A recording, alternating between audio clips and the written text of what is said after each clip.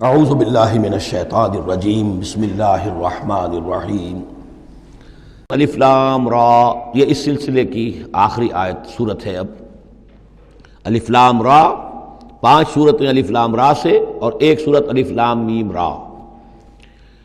تلک آیات الکتاب و قرآن مبین، یہ اللہ کی آیات، اللہ کی کتاب کی آیات ہیں اور قرآن مبین کی آیات ہیں۔ ربما یود الذین کفروا لو کانوا مسلمین، ایک وقت آئے گا کہ وہ لوگ کہ جنہوں نے کفر کیا تھا حسرت کے ساتھ کہیں گے کاش کہ ہم اسلام لے آتے۔ وہ وقت آئے گا، ان کا کفر ان کے لیے حسرت بن جائے گا۔ ذرہم یاکلوا ویتمتعوا، اے نبی چھوڑیے ان کو، نظر انداز کر دیجئے، اپنی توجہ ان کی طرف سے ہٹا لیجئے، یہ کھا پی لیں، تمتع کر لیں، فائدہ اٹھا لیں، زمین کے اندر رہ کر جو کھانا پینا ہے، جو چرنا چگنا ہے کر لیں۔ وَيُلْهِهِمُ الْعَمَلُ، اور امیدیں ان کو غافل کیے رکھیں۔ یہ جو یلہہم العمل ہے، الہا یلہی الہاءً، غافل کر دینا۔ حدیث میں آتا ہے ما قل وکفا خیر مما کثر والہا، اگر کوئی شے کم ہے لیکن کفایت کر جائے، آپ کی ضرورت پوری ہو جائے، یہ اس سے کہیں بہتر ہے کہ زیادہ ہو اور وہ غافل کر دے۔ اگر زیادتی ہے، فراوانی ہے، رزق کی سر و سامان موجود ہے، ہر چیز، کوئی ضرورت کبھی اٹکتی نہیں، تو اللہ یاد نہیں آئے گا، اللہ سے غفلت ہو جائے گی۔ اس سے بہتر یہ ہے کہ ضرورت تو پوری ہو جائے، کسی کے سامنے دست سوال دراز نہ کرنا پڑے، لیکن یہ ہے کہ اس سے زیادہ نہ ہو کہ تاکہ غفلت نہ ہو۔ ما قل وکفا خیر مما کثر والہا، الہاکم التکاثر، وہ صورت مبارکہ ذہن میں رکھیے۔ وَيُلْهِهِمُ الْعَمَلُ، طول عمل کہلاتا ہے، یہ انسان لمبے لمبے نقشے بناتا چلا جاتا ہے، میں یوں کروں گا، پھر ایسے کروں گا، پھر اس طرح کروں گا، پھر اس سے یہ کہ وہ کارخانہ بنا لوں گا، پھر ایک اور کارخانہ بنا لوں گا، یا یہ کہ اپنے پروفیشن کے اندر یہ کام کروں گا، اس طرح آگے بڑھوں گا، اسی میں مگن رہتا ہے، زندگی ختم ہو جاتی ہے۔ فَسَوْفَ يَعْلَمُونَ، تو ان قریب انہیں معلوم ہو جائے گا اور انہیں حقیقت جو ہے ان پر منکشف ہو جائے گی۔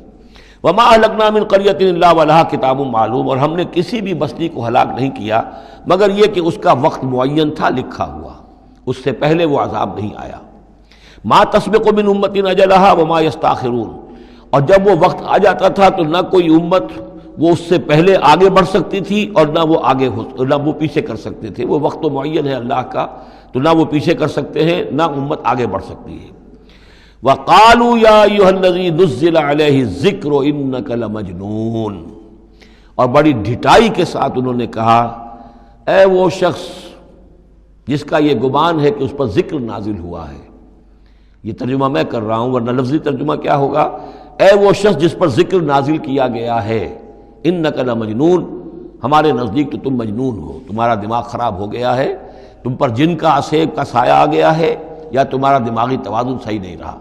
لہذا بامحاورہ ترجمہ ہوگا اے وہ شخص، قالوا یا ایھا الذی، اے وہ شخص جو یہ سمجھتا ہے، جس کو یہ زوم ہے، جس کا گمان ہے، نزل علیہ الذکر، کہ اس پر اللہ کی طرف سے الذکر نازل ہوا ہے، یاد دہانی نازل ہوئی ہے، انک لمجنون، ہمارے نزدیک تو تم دیوانے ہو گئے ہو۔ معاذ اللہ ثم معاذ اللہ، لو ما تاتینا بالملائکۃ ان کنت من الصادقین، کیوں نہیں لے آتے فرشتوں کی فوج ہمارے سامنے اگر تم سچے ہو۔ ما ننزل الملائکۃ الا بالحق، اور اللہ تعالیٰ کی طرف سے جواب آ رہا ہے ہم نہیں اتارا کرتے فرشتوں کو مگر حق کے ساتھ۔ فرشتے تو آتے ہیں تو عذاب لے کر آتے ہیں، فیصلہ لے کر آتے ہیں۔ فرشتے آئے تھے حضرت لوط کی قوم کے اوپر اور سدوم اور عمورہ کی بستیوں پر عذاب لانے کے لیے آ گئے تھے، تو یہ فرشتوں کو بلانا چاہتے ہیں، اپنی شامت بلانا چاہتے ہیں۔ ما ننزل الملائکۃ الا بالحق، وہ تو آتے ہیں تو آخری فیصلے کے لیے آتے ہیں۔ وما کانوا اذا منذرین، اور پھر انہیں کوئی اور پھر مہلت نہیں دی جاتی۔ انا نحن نزلنا الذکر وانا لہ لحافظون، یقیناً ہم ہی نے یہ ذکر نازل کیا ہے اور ہم ہی اس کے محافظ ہیں، ہم اس کی حفاظت کریں گے۔ یہ آیت مبارکہ بہت اہم ہے، جیسا کہ اس سے پہلے بھی عرض ہو چکا ہے کہ قرآن کی محفوظیت کے معاملے میں کہ اللہ تعالیٰ نے اس کی حفاظت کا ذمہ خود لیا ہے۔ جہاں تک تو تعلق ہے انا نحن نزلنا الذکر کا، تو یہ چیز تو اپلیکیبل ہے تورات کو بھی اور انجیل کو بھی۔ تورات بھی اللہ نے نازل کی، ہم پڑھ چکے سورہ مائدہ میں انا انزلنا التوراۃ فیہا ھدی ونور، انجیل نازل کی ہم نے، اس میں بھی ہدایت بھی تھی، نور بھی تھا۔ لیکن دوسرا ٹکڑا انا لہ لحافظون، ہم ہی ہیں اس کی حفاظت کرنے والے، یہ صرف ایکسکلوسیو ہے معاملہ قرآن کا۔ اس کے سوا کسی اور صحیفہ آسمانی اور کسی کتاب سماوی کو اللہ تعالیٰ نے ضمانت نہیں دی. اور اس کی وجہ یہی ہے کہ اصل ہدایت نامہ جو ابدی ہے، جو کامل ہے، وہ ابھی آنے والا ہے. لہذا یہ سابقہ ایڈیشنز جو ہیں، نامکمل ایڈیشنز ہیں، یہ تو یوں سمجھیے کہ انٹرم پیریڈ کے لیے کچھ انسٹرکشنز تھی جو دے دی گئیں، ان کو مستقل طور پر محفوظ رکھنے کی کوئی ضرورت نہیں تھی. یہ ختم نبوت پر ایک بہت بڑی دلیل ہے کہ کسی بھی قادیانی سے اگر بات کی جائے تو اگر اس سے یہ کہا جائے کہ آیا تمہارے نزدیک قرآن میں ہدایت کامل ہوئی یا نہیں، تو جواب دے گا ہدایت تو کامل ہو گئی. نمبر 2، کیا تمہارے نزدیک قرآن محفوظ ہے یا نہیں؟ اگر وہ محفوظ بھی ہے تو پھر کسی اور وحی کی ضرورت کیا ہے؟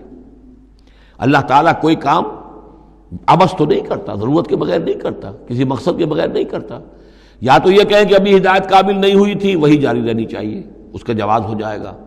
یا کہیں کہ کامل تو ہو گئی تھی قرآن میں لیکن وہ تو ضائع ہو گئی، محفوظ نہیں رہی، تب بھی وحی کی کھڑکی جو ہے اس کے کھلے رہنے کا جواز پیدا ہوگا. لیکن اگر کوئی شخص ان دونوں باتوں کو نہ مانے بلکہ اعتراف کر لے کہ ہدایت قرآن میں کامل ہو گئی اور یہ کہ وہ محفوظ بھی ہے، تو پھر اجرائے وحی، یہ تھا اصل میں جو فتنہ اٹھایا ہے غلام احمد قادیانی نے کہ وحی تو ایک نعمت تھی، کیسے بند ہو سکتی ہے، وحی کا سلسلہ جاری رہے گا. لیکن اس کو لے کر اس نے جو ہے پھر آگے اپنی نبوت کا دعویٰ کیا. لیکن اجرائے وحی کے لیے ضرورت عقلی جو ہے وہ دو شکلوں کے سوا ثابت نہیں ہو سکتی. یا ہدایت کامل نہیں ہوئی ہوتی جیسے کہ ابھی تورات میں نہیں ہوئی تھی، انجیل میں نہیں ہوئی تھی، قرآن میں آ کر کامل ہو گئی، یا کامل ہو کر اور وہ گم ہو گئی ہو، اس میں کوئی ترمیم و تنسیخ ہو گئی ہو جو کہ پھر وحی کے ذریعے سے اس کی تصحیح ہو سکے. اور دونوں باتیں اگر کوئی نہیں مانتا تو کوئی عقلی دلیل جو ہے وحی کے جاری رہنے کے لیے موجود نہیں. وَلَقَدْ أَرْسَلْنَا مِن قَبْلِكَ فِي شِيَعِ الْأَوَّلِينَ، اور اے نبی ہم نے آپ سے پہلے بھی رسول بھیجے تھے اگلی جماعتوں میں، اگلی قوموں میں. یہ شیعہ اس علیحدہ ہو جانے والے، کیونکہ قومیں بڑھتی چلی گئی نسلوں کے اندر. حضرت نوح علیہ السلام کی قوم تقسیم ہو گئی، ان کے 3 بیٹوں سے نسلیں بنتی چلی گئیں، تو یہ گویا کہ شائع ہونا، علیحدہ ہونا، پھیل جانا، پھیلتی چلی گئی. وما یاتیہم من رسول الا کانوا بہ یستہزئون، اور نہیں آیا ان کے پاس کوئی بھی رسول، جب بھی کبھی آیا مگر وہ استہزاء کرتے رہے، تمسخر کرتے رہے. کذالک نسلکہ فی قلوب المجرمین، اسی طریقے سے ہم اس کو چبھو دیتے تھے مجرموں کے دلوں کے اندر. مجرموں کے دلوں میں جا کر وہ چبھ جاتی تھی، وہ سمجھ لیتے تھے کہ حق ہے، لیکن چونکہ ان کے مفادات پر زد پڑتی تھی تو وہ استہزاء کرتے تھے. لا یؤمنون بہ، وہ ایمان نہیں لائیں گے اس پر. وقد خلت سنت الاولین، اور اے نبی یہ پہلوں کی بھی یہ سنت گزر چکی ہے. یہی طریقہ ہمیشہ رہا ہے، جیسے آج آپ آئے ہیں یا ذکر آپ پر نازل کیا گیا ہے، ایسے ہی ہم رسولوں کو بھیجتے رہے، کتابیں ان پر نازل ہوئیں، لیکن یہ کہ انہوں نے مان کر نہیں دیا.